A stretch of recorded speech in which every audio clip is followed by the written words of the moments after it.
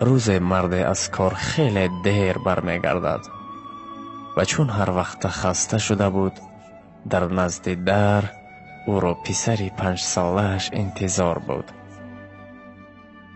پدر، از شما یک چی را پرسم؟ پدر باشد: البته جانم، چی شد؟ ماهانه شما چند است؟ یعنی اویلی شما چند است؟ این به تو دخل ندارد بچم. و برای چی میپرسی؟ التماس دانستن میخواهم میگوید.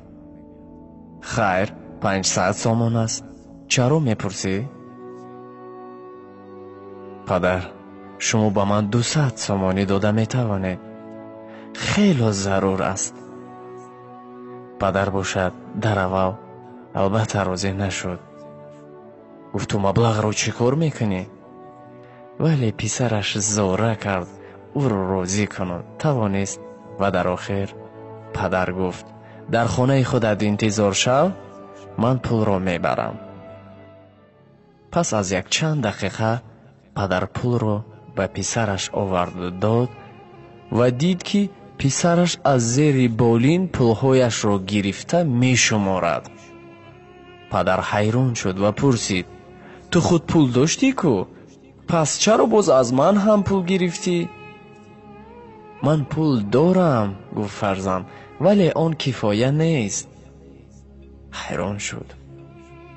در همین وقت همه پولهایش را جمع کرد و گفت انا 500 سامانی به پدرش داد. چرا این رو به من میدهی؟ گفت پدر، اینجا 500 سامانی پول است. من میتوانم 1 ساعت وقت شما را بخرم.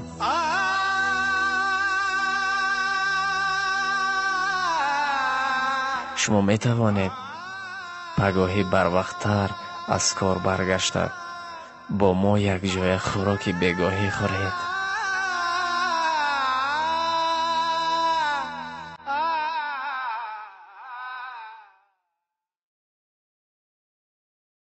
با فکرم حکمت حکایه معلوم است. نسبت فرزندان خود به اعتبار نباشید، زیرا آنان احتیاج به مهر شما دارند.